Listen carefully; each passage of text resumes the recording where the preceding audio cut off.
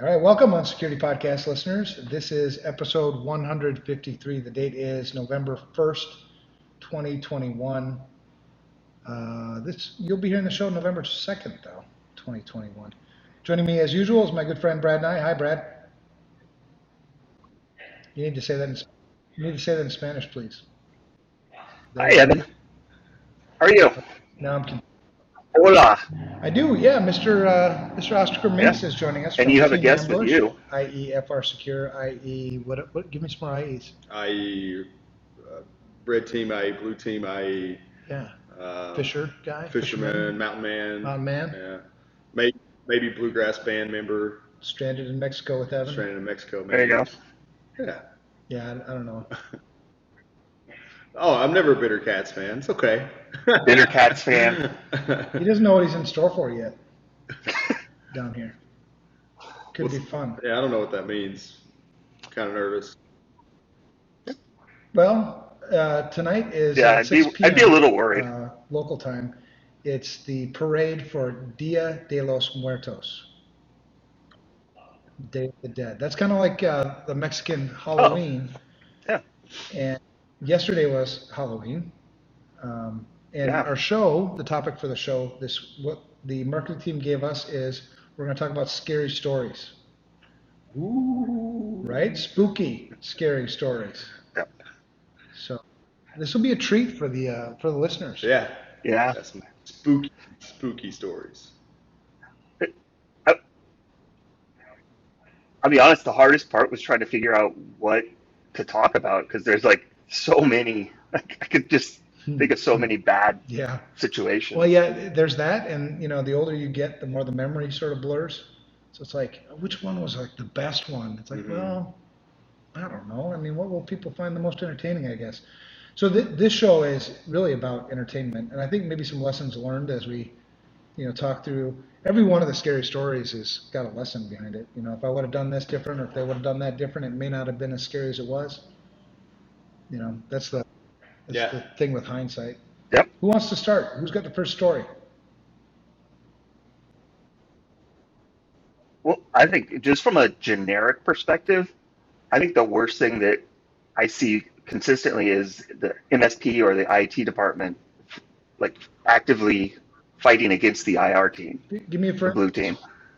Because for example, a lot of times I think it's based on the fact that they think we're in there to like tell them what they've done wrong, right? And that's not the case. We're there to help. And yeah, if there's things you can improve on, then great, improve on them. But don't fight. There's one that I know Oscar knows about where they were actively removing agents from devices without saying anything, and they kept getting reinfected. So you were deploying agents in an incident response, and the IT team was removing the agents as you were deploying them. Just on random machines. It wasn't on all of them, but that somebody would say, "Oh, something's not working right," and they would immediately just remove the agent before any sort of troubleshooting. Like, well, you're completely infected. Of course, things aren't working right. Yeah.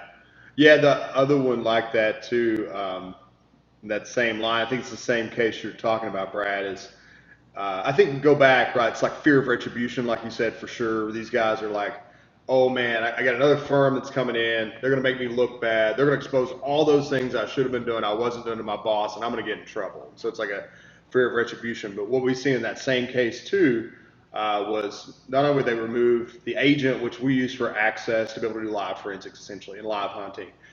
When we would notify them, hey, we found an indicator this system was compromised, they were going to wipe in the box. And so, first step of proper IR is retain those artifacts so we can continue to investigate this and piece together the puzzle. And so they would, without any sort of prompting, hey, this is compromised, they would go wipe the box. Yeah. So boom, all our forensic evidence is gone. And I come from, past life too, where this story, Brad's saying rings very true, like in the, big corporate infrastructure where we had, 100,000 internal endpoints, and there was 50 or more different internal, tech teams, right? And so we had one central security team, but different tech teams. We've seen that all the time. We go in and like, hey, we know, identified these assets in Barcelona. They're showing signs of compromise. Can you get me a forensic image and send that over? And they ignore us. Then we hit them up again. Oh, we already rebuilt it. You said it was compromised, so we just rebuilt the box and started all over. There goes all our evidence. There goes all our evidence. Now we're not going to know how they got in, where else they may be, what tools they're using. Yeah, it's very unfortunate. And then what about the one MSP that we, kind of cut ties with because they got compromised by opening, was it like any to the internet for troubleshooting on the firewall? We got in there, cleaned them up, found that, told them to close it, and then that same company got infected like 3 weeks later the exact same way. Well, this is the same MSP, I think, that had RDP open to the Exchange server. Yeah. And, got ransomed and then never identified the source of the ransom. And so restored everything from backup and then got ransomed again. It's like, where the hell are they coming from? And I remember it because I was, called in on that, and it's like, well, they're either you never got rid of them or you have something still open, right? It's not just like magically people appear. Right. Like, well, we can't figure it out. We can't figure it out. And so, yeah, you found out you had RDP open, single factor authentication to your Exchange server. That same case Brad was talking about with the guys removing agents, swapping boxes, hopped on a call with our lead analyst because we were having some friction with them because of those things. Like, let's see if we can get this ironed out, right? And so my suspicion the entire time we started this case, based on that ransom variant, was they came in through RDP, right? We know specific threat actors and specific ransom payloads, they like, specific avenues of attack. So we're on the phone with these guys like, do you guys have any RDP open to the internet? No, we don't have any RDP open to the internet. Okay, you gave us a public IP list. That list is not complete. Like, no, that's all our IPs. And so then I start showing them like, we found these other 100 IPs that are registered to you that are active online. We found 6 of those servers that had RDP open to the internet. Are these yours? Oh yeah, those are ours too. Well, why didn't you tell me that before? It goes back to that, like what Brad said. It's like a push sometimes between people. Like they're afraid we're just there to get them in trouble. Like, no, we're not. If you did things wrong, that's okay. Mm-hmm. We're going to coach you to get better. We're going to coach you so you don't repeat those mistakes. Our intent is never for somebody to be reprimanded for making a mistake. I mean, we're all human, man. We make mistakes. Yeah. Well, and I mean, obviously for us, some of this stuff is like second nature. Like it's a no-brainer. But if you're just an IT person that maybe doesn't have any security exposure background, obviously RDP to the internet is probably not good for anyone. But some of these other avenues that we've seen them get in, I can think back when I was first a sysadmin. I know I made mistakes, and got lucky, most likely. But you learn from them and just keep going. Let's do a scary story where you were the one, or you were in a situation where you didn't want to be there, right? I mean, you're like, oh crap, how, you get that, you know what it feels like. It's like you almost like on the verge of panic. Your heart starts beating faster. You're like, oh my God, you start sweating. Yeah. Can you think of an instance like that? I got a ton of them, but I'm letting you guys go first. Yeah. So I think the best one for me, and it was good. I learned a lot from it, and really haven't had that happen again. But it was my first real sysadmin job, and we had 2 Exchange servers, one at the main site, one at the backup site, and mailboxes were separate for each. I kept telling them, hey, I can't get a full backup of the Exchange server at the backup site. The tape library that I inherited is not big enough. I can only do whatever. And shockingly, they said, no, we're not going to do that. We're going to buy anything extra for the server. Ran out of space and corrupted. And luckily, I'd run a backup, and I was able to back up. And it was like, it crashed at like 3 a.m. I had it up by 7 a.m. So it was like an email East Coast time, right, that would have come through, and not very many. But, man, when it went down, I was like, I knew this was going to happen. And, it ended up, it cost me my job. I was told somebody's we were told somebody's going to have to take the blame, and shit rolls downhill, and you're Oh. lowest. Yeah. So the mail was down from 3 a.m. till 7 a.m. Yep. And not all mail, just like maybe 20% of the company. I would say your getting let go was a blessing in disguise. Right. Oh, 100%. Well, because and you didn't miss any emails. I mean, the way email works, it's store and forward, right? I mean, if your mail server's down for a little while, Yeah. they'll either get a Right. non-delivery receipt and try again, or it gets stored on the previous hop until you're. Yeah. Well, it would have come through our main location, that Exchange server, and then sent it down to the other one. So it was like, but whatever, is what it is. And yes, I'm with you. That was absolutely, it was a good learning experience. Yeah. Well, I can think of. I'll share one because we've been around for a while, and people don't recognize or realize what life was like before Google, right? And Oh my so gosh. it was a lot of trial and error, a lot more trial and error than what we do today, right? Because today, chances Oh, yeah. are, in most situations, somebody else has been through this, right? And you'll find it somewhere, in a nice Google search. But one, so I got into a lot of trouble multiple times in those kinds of situations where, it seems like this is the button to click. So Yeah. here we go. Yep. And, so one time it was an aerospace manufacturer in Minnesota, I mean, they made like all kinds of stuff like Lockheed Martin and everything, really like hoity-toity, had their stuff together. And they had a system that had a RAID controller on it. Okay. And not many people were doing RAID back then, right? So this was kind of new to a lot of us. And one of the lights was blinking red. And so they called us, and so I went in. I'm like, yeah, okay, it's blinking red. I'm assuming that means that drive is shot. Uh, and it's still running because you're running like a RAID 5, I think, or maybe, who knows? It might have been just mirrored. And, but I wasn't sure. So, I called the manufacturer. Yeah, the red light, it means it drive is bad. I'm like, all right, I need to order another one. And so it was like a week, right, to get a new one. And the drive replacement was like $1,200. I mean, it was pretty expensive.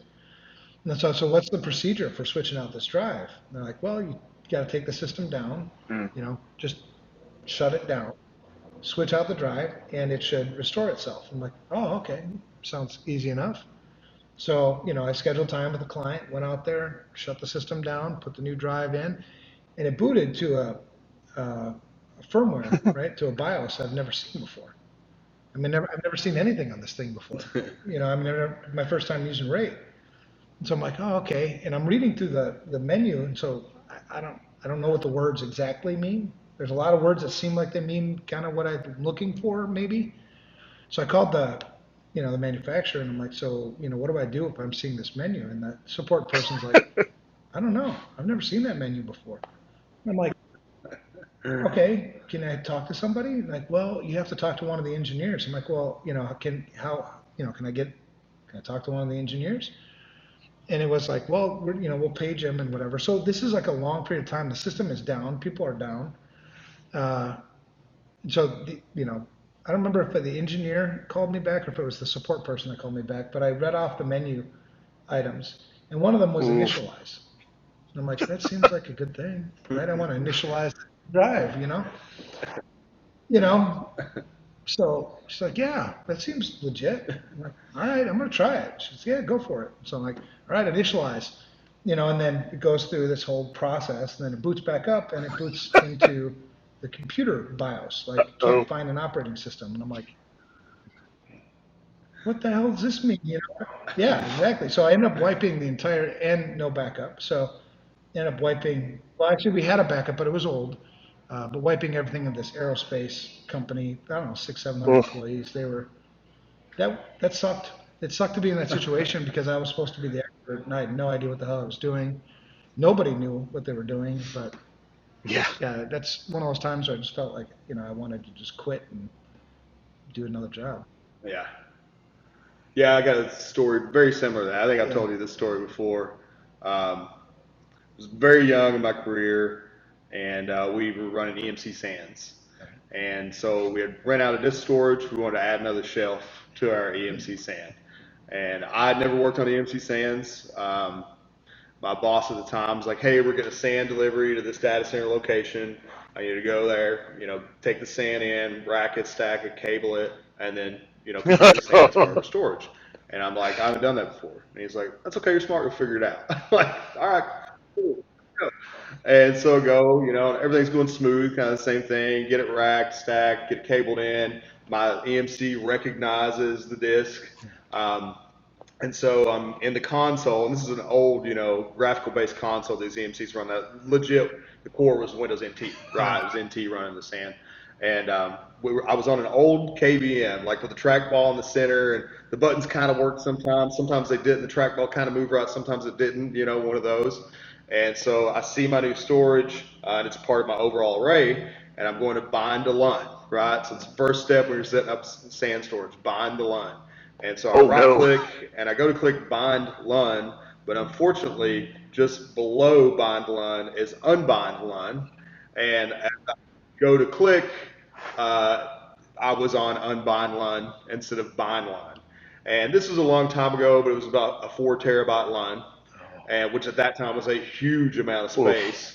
And I click on bind LUN. There was no confirmation either in this version of the EMC software to say, "Are you sure you want to do that?" No, it just, you click down bind and the LUN disappeared. So I did that, and 4 terabytes worth of storage disappears. And my first gut reaction is like, well, I'm fired. I'm just going to go home. Go home, right. So I chill for a few minutes, just kind of relax and stuff. And I call my boss at the time and, tell him like, "Hey, I messed up, man, big time." And he's like, "We all make mistakes. It's all right. Let's figure out how we recover from it." And so luckily on the flip side of that, so we were shipping a lot of medical records into this line, right? And we had built, our programmers at the time had built a system so that whenever we got 4.5 gigs of new data into that line, we'd have a batch file that copy that, zip it up, write it to a DVD. And we'd burn 2 copies of that DVD. And so our tape backups, there was a big gap, and from just the data compared to the DVDs, and so we just had to restore it all from DVDs. So we restored 4 terabytes of data from DVDs. And so I ended up I busted my ass to make that right. Yeah. I don't think I slept more than 8 hours that entire week because we were just rolling all night long. One putting in DVDs and restoring these DVDs to get our line rebuilt. The good thing is, we got it all rebuilt. I learned a lot from that mistake, just in how to recover from a mistake. And then more so, I was EMC certified a couple months later. So I was like, if I'm going to work, I got to get some training for sure. I don't feel comfortable doing that. Well, for the longest time too, EMC wouldn't even let you touch their arrays. Yeah. Right? You had an EMC employee come and do your stuff. Yeah. So as Oscar's talking, it's probably like me, man. It's my fault. Right? No, as Oscar was talking, I'm thinking through different ones, and I thought of this one that I'll tell you the name after, but this person, Oscar. So the help desk person was told to go unplug unused ports in a network closet. Right? So you can tell if it's on or not. Yeah, I think I've heard this story too, but please continue. So you can tell if it's on or not, right? Blinky light, no blinky light. No blinky light, unplug it. So, I don't know, a half hour, 45 minutes go by, and all of a sudden, help desk gets flooded with calls and "Hey, I have no network. And it's like an entire floor. And so we go to the closet where he was at, and he had taken scissors and just cut down the line of cable. And they were and they were custom built to length.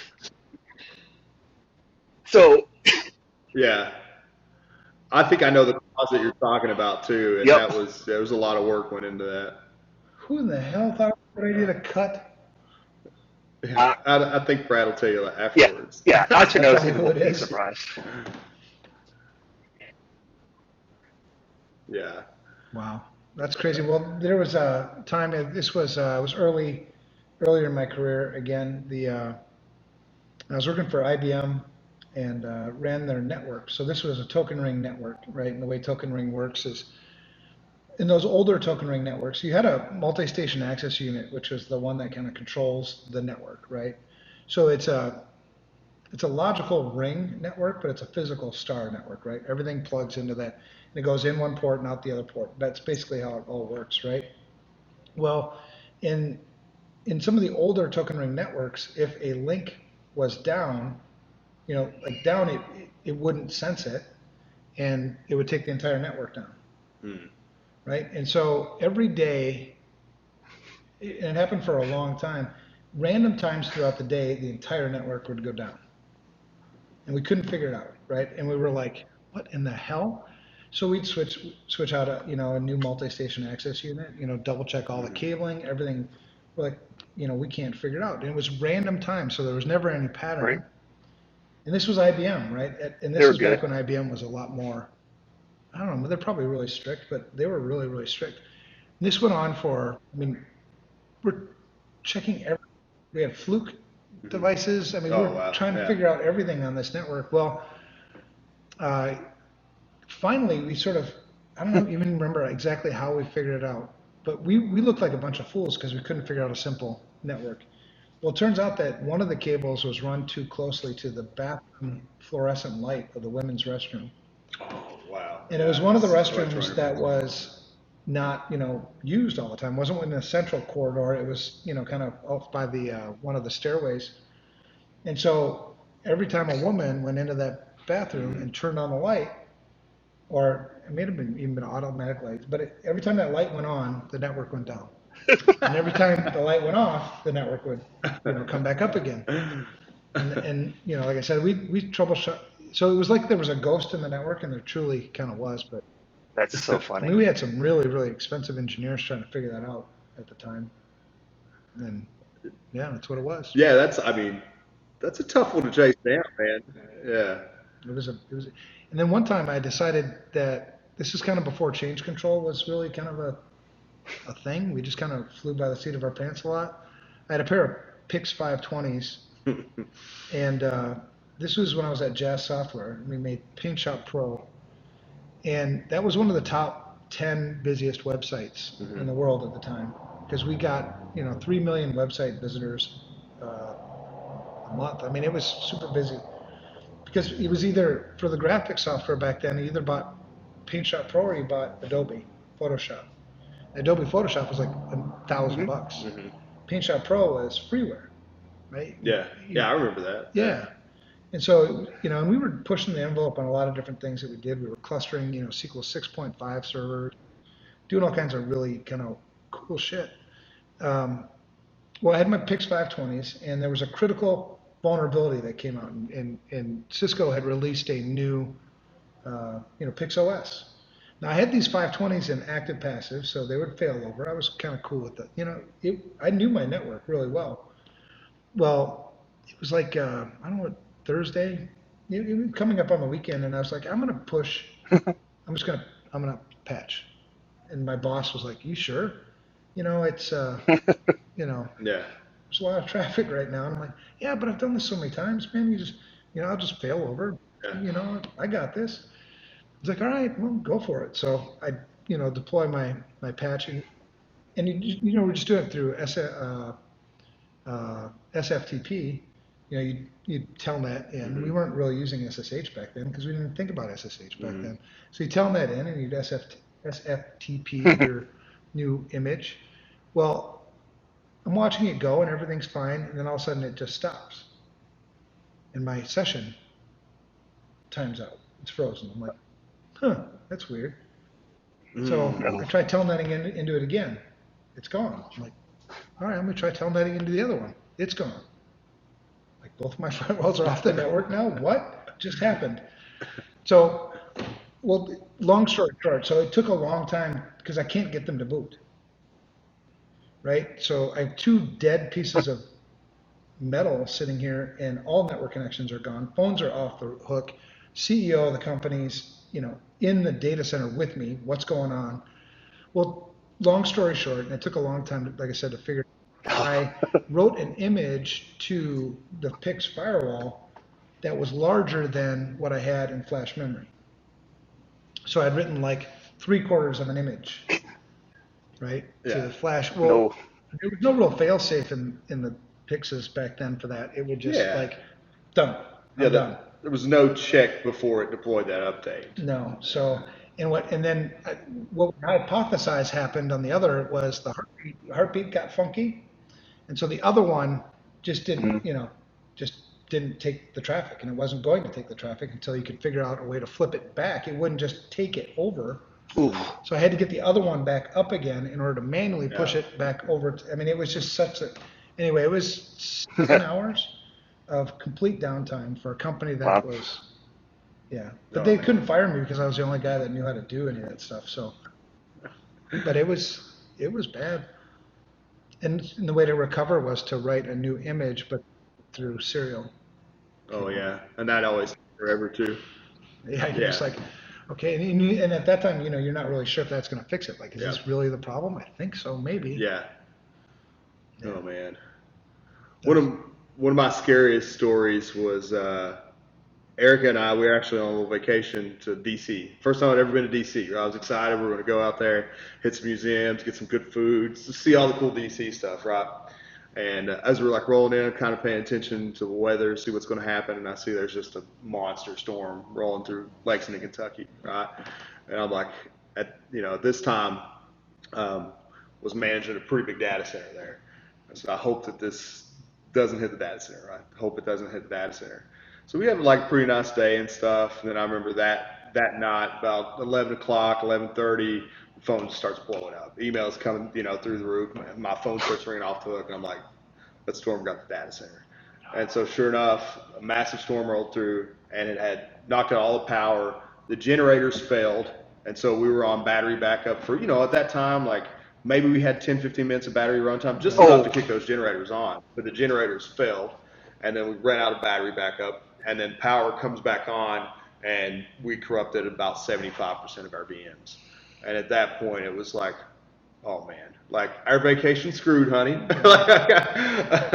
I'll be working from here until it's time to go home probably. And I'll never forget that, it started 10, 11 o'clock at night. She goes to bed, gets up the next morning. I'm still still working, bring some breakfast. I ended up working it was like a Thursday when it started, working through until Sunday. Maybe getting 4 or 5 hours of sleep, just manually going through the process of rebuilding these VMs, trying to get our data back manually over and over and over. We did recover. We had a couple of days of an outage for all our customers, which, they weren't too happy about. But at the end of the day, I was still happy that we at least had that data in a place, that even though it took a manual recovery to get to that point, we were able to manually recover it. But that goes back to, that's why you do those DBAR plans, man. Why you go through a disaster recovery exercise. Same reason we push, you do incident response tabletops, still need to be focusing on that or disaster recovery the same way, because it ain't always the bad guys. Sometimes it's just Mother Nature, man, and there's nothing we can do about that. I was a contractor, and early in my career, and I was tagged with going around and doing some, I said inventory, doing some work, and it's a big facility, over 1,000 endpoints, and this would have been early 2000s, and I came into one room and there were like 24 computers with the access door removed, no CPU, no memory in any of these. And at the time, I mean, that stuff was expensive. So I didn't touch anything. I was like, uh-oh, and went and told the manager, and they actually called the police to interview me because they thought I stole it. And I was like, dude, you can check. The only place you're going to find anything of mine is on that doorknob, because I saw that and immediately left. And they ended up terminating the contract, even though the police were like, yeah, no, it wasn't him. But I mean, that would have been, gosh, 40,000 easily, I would think, back then. So yeah, that was fun. Did they find out what happened to the stuff? I have no idea, because the contract got terminated that day. Did they find? I was like, what? Yeah, there's been times like the one where I felt like the most helpless, where it wasn't even a mistake by me, because because a lot of the stuff, the scary stuff that's happened over the years, I was the cause of it. I made a poor choice. Like, deploying, uh, without testing, stuff like that, Yeah. right? And clicking a button, I didn't know what it actually did for sure. But the one that was probably the scariest, where I felt the most helpless, where I didn't do anything, uh, was the "I love you" virus. Oh, Maybe it was Melissa. I can't. Anyway, it was a worm, right? And the way worms worked back then is they would find places to just propagate. They were just nuisances. They didn't really steal data. They didn't, ransom you. It was more just, to tick me off, I guess, tick off all the admins. Well, one of the viruses, the way it spread was it would, um, it would search all the files on your computer for email addresses, right? It would Yeah. search for all text files, all HTML files, looking for places that it can, spread an email from that host onto others. Well, our software, JASK software, Paint Shop Pro had HTML help files, and in those HTML help files ooh. was support@jask.com. And our software at the time went out on every single Dell computer, Dell and Gateway computer, as trialware, right? So to make that long story short, essentially every Dell and Gateway computer in the world at the time was all emailing support@jasksoftware.com, which was my mail server.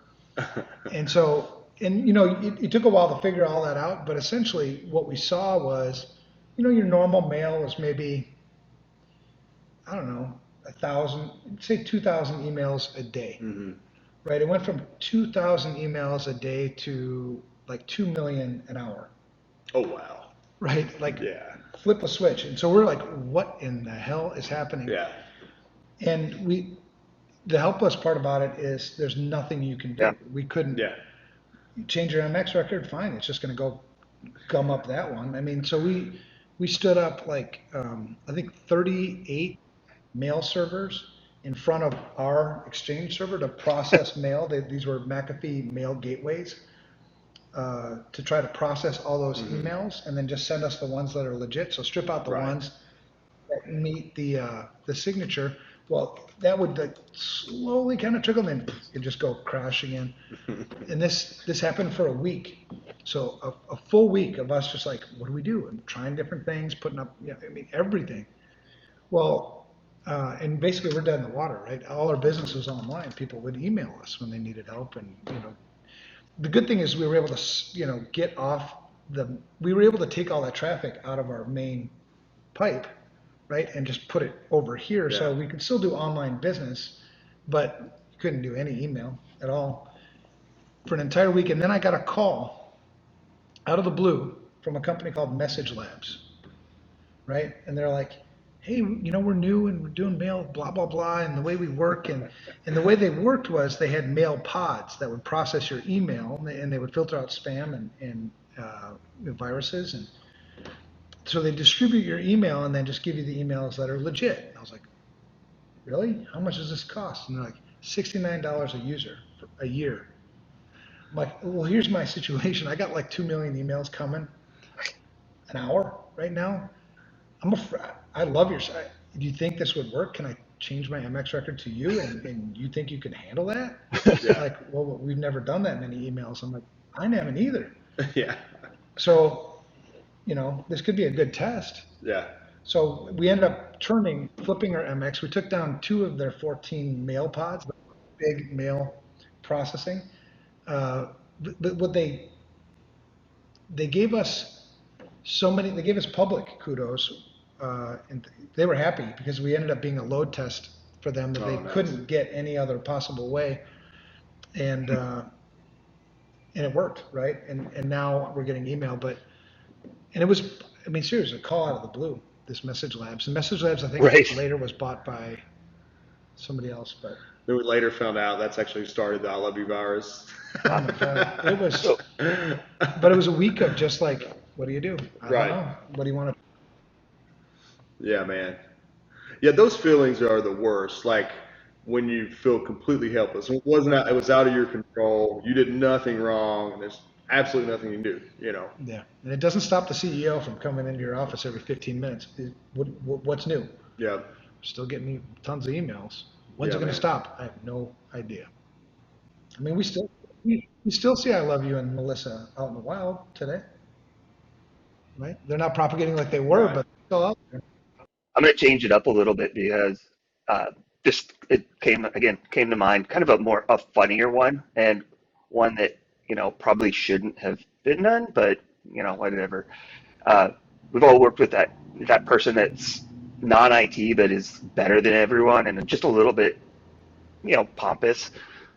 Nice guy, but just full of himself. So he was a huge Cowboys fan. This was when I was in Northern Virginia, so the Washington football team, and he was just a jerk about it. So we wrote a script that would play "Hail to the Redskins" at random times, and it like after a week, he was like begging us to turn it off. Crazy. Yeah. Yeah. Well, all right. Well, those were some good horror stories. Any other What closing about horror stories? the spooky story of the ransomware victim with no backups? That never happens. Right. Yeah. I think it's just an opportunity to plug again the importance of those offline backups. I know I talk about that all the time. You guys talk about it all the time. But, even we were doing the Hackle Box a couple weeks ago. Folks were hitting us up saying, well, I don't have to do offline backups because my backups are encrypted. And saying, well, I'm sorry, unfortunately, that your encrypted backups can still become encrypted. Right. And if they are network attached, they're still network attached. And, we see that so much. And I hate it, absolutely hate it every time I see it. And so every opportunity I get to talk where people are going to hear me, I just have to say that again. Um, Yeah. those things, that's the spookiest story I constantly deal with, is people misunderstanding the importance of those Yeah. offline backups, and then people that are victims and they don't have that capability, seeing them lose all their data, seeing folks go into financial stress. Well, dude, I've had talks. I've sat across from the table with the president of a company, telling him his options, knowing that this company's going to go out of business. Mm-hmm. You're not going to recover. Right. It's gone. Yep. And it's scary enough for me to have to say that. And you've had to do it, probably Brad too. But what does it feel like for them? Yeah, it's it's the worst day of their life. And it's reality. Yeah. When people think, we use fear tactics, it's absolute reality. Until you've been there and sat there and felt that emotion, you'll never forget it. It's easy for us, because we do see these things so often, to get a little jaded, right? And kind of say, oh, it's silly if you don't do that, silly if you don't do that. But at the end of the day, like, even if it is silly to us, that person probably just didn't know any better, and they're living in the worst day of their life, one of the worst days of their life, the worst day of their career. I'll say that. For sure. Another spooky story. What about the spooky story of your IT guy who was forced to do security, and somebody sent him an email to inspect it, and he inspected that email and accidentally let a C2 into his network because he didn't actually know how to properly investigate that email. I've seen that spooky story, and that's pretty spooky. Later led to a ransom event too, and that was tough too, to come back to guys trying to do the right thing, just wasn't necessarily qualified to do that thing, and had inadvertently infected his own machine with command and control, which led to a widespread ransom event. So again, it's why your IT folks shouldn't be forced to do security. And when we say that, like, oh, they're, the IT folks, they didn't understand that, like, it's important to understand, like, I get those IT folks know a lot of things I don't know. Like, they understand technologies, they're working with technologies that I don't every day. And so it's not a thing of if you're smart or you're not smart. It's just a thing of trying to force a shoe on the wrong foot, And Right. so we can't do that. That's a pretty spooky story. Yeah, and sadly that stuff happens a lot. I mean, there are many more spooky stories to come. I mean, we've been around the block long enough. One of the things that was, I read last week from Tesla, Elon Musk, right? They just pulled back 10.3 of their OS on their cars because it wasn't working right. So they rolled back to 10.2, and then essentially he says, that's why we have public betas. We can't possibly QA all the different configurations and everything like that. And I'm like, but wait a second, this is on a road. It's a car, Yeah. And you have bugs in your software with other drivers on the road. And we talked last week about, the baby who died, and they're suing because they think a ransomware attack might have been a contributing factor to that. The sad, I mean, it pains me to say it, but I think the scariest stories are still to come because we're still not taking it seriously enough. Yeah, I think we've talked about, as we become more reliant upon technology, we're going to see a more severe impact of that technology on our lives, Absolutely. either through human mistakes, negligence, or through adversarial activities, right? Yeah. There's so many different angles too. It's not always going to be the bad guys. Sometimes it's going to be somebody screwed up. Somebody didn't have a proper testing program in place. It's scary, man. It is because, more and more complexity. Complexity is the worst enemy of security, and we keep adding more and more. The house of cards does come tumbling down eventually. I think that'll be scariest of all. So, my best advice is to simplify. Get rid of all the technology that you don't actually need. Yeah. Right. And then the technology that's left, make sure you learn how to use it. Be responsible with it. How do you secure it? How do you maintain it? It's just like anything else. So another spooky story. Yeah. Talking about implementing technology you don't understand, and this is another case we've seen this year. I'm sure Brad remembers this one too. We had a client. Their tech staff was tasked from leadership to migrate to the cloud. So get all our assets in Azure. Okay. Then give them any sort of training on how do they do that, how do they configure the firewall, how they manage access to and from that environment, how they have a hybrid set up safely for their on-prem stuff that's still required. So they didn't put them through the training, just said, hey, you got to have this done by this date. They start the exercise, and then they end up having a ransom event because they didn't know how to properly configure that Azure public firewall, and they had inadvertently left some very insecure ports open to the internet. SMB was open, RDP was open, and so it was easy for an attacker to get in and exploit that environment and compromise that environment. But again, implementing technology that you don't understand is a very dangerous thing. There's consequences. Very dangerous.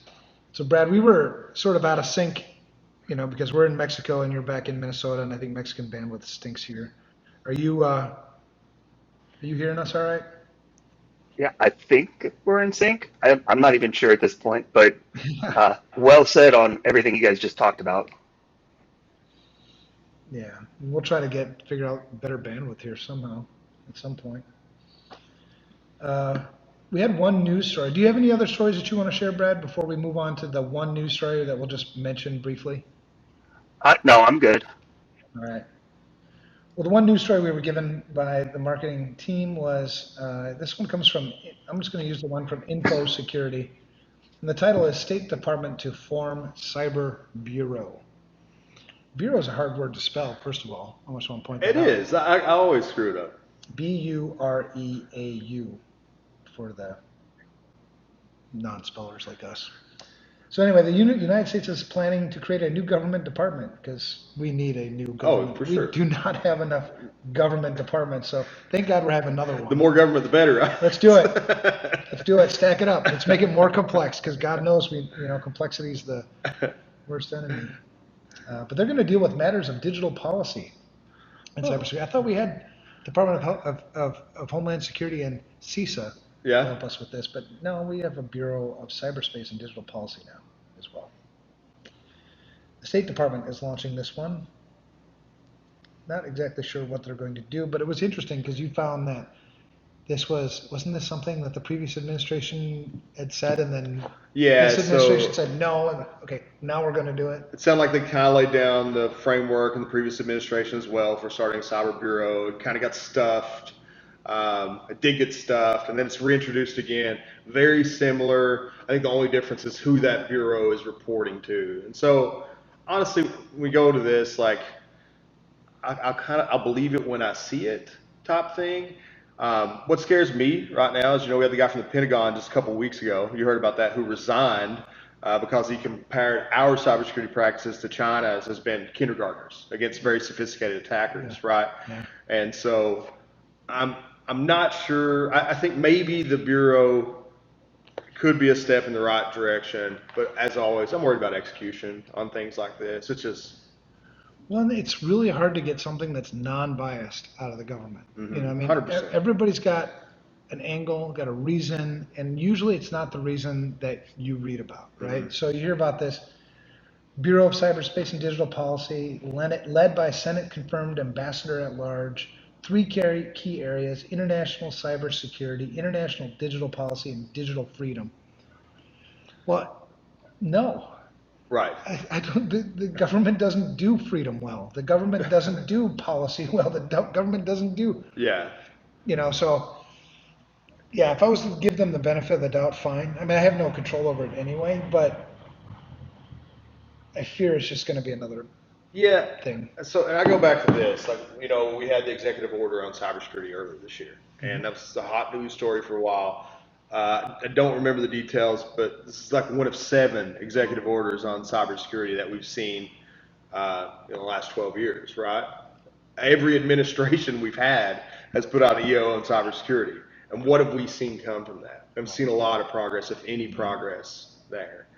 And I don't know how we get over the hump. I do think, like we've talked about before, like Brad agrees with this, I believe, is like we're losing the battle right now from a domestic standpoint. We're getting our asses kicked hard. So, in theory, is this something that could be beneficial? Possibly, but their track record at this point doesn't make me believe it will be successful. No, I agree. It's I mean, what's the fundamental problems, right? What is the fundamental problem with information security? I think number one, we still don't. So many people don't even know what the hell it is. Yeah. What is information security? Yeah, it's the humans. And what role do I play in it? Because everybody, everywhere has a role to play. What's yours, and then play those roles. And we still don't do that, right? We still don't focus on the fundamentals, right? We talk about, in the executive order from Biden, it was zero trust. Okay, great. What's zero trust? And one of the state CISOs asked me, where do I get started with zero trust? I'm like, it's the same fundamental I've been telling you forever. Read my book. Yeah, right? So that's where we need to focus, is the fundamentals, the basics.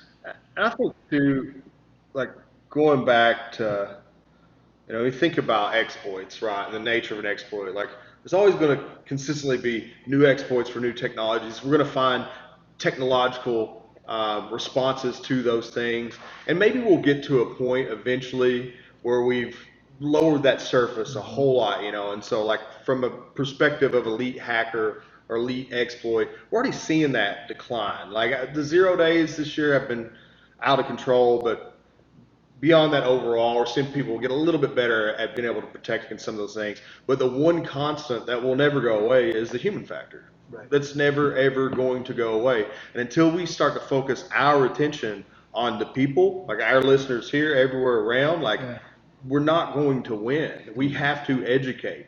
That's the solution. And too many people are worried about hot words, something else to add to their security stack. Yeah. How do I spend my money? Stop spending your money. Go talk to your people. Right. Yeah. Bring people in to train your people better. Totally, man. Brad, again, I don't know if we're synced, so I don't know if you had an opportunity to even interject anything. What are your thoughts? Yeah. So I think I agree. Oscar was right. We've talked about this before, and just do the fundamentals. I agree. So. All right. Well, that's a wrap. Brad, you got anything to add before we wrap up the show, other than get better bandwidth, Evan? Yeah. No.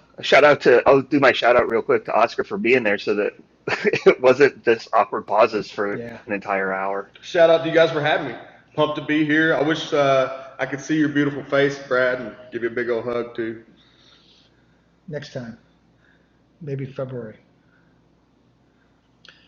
All right, I'm giving a shout out to Mexico. It's awesome. I like Mexico. I'm giving a shout out to Ambush, man. Team Ambush. Team Ambush. Let's give Stand it. up. Stand up. Stand up. Stand up. Those guys are so busy, man. Q4, like everybody needs a pen test in Q4, and it's just still kicking out high quality work, doing a great job, trying to keep morale up. Booked out till like whenever. Yeah, we're booked until yes, as far as I can see right now, and the guys all around are just doing an awesome job. So cool. All right, that's a wrap.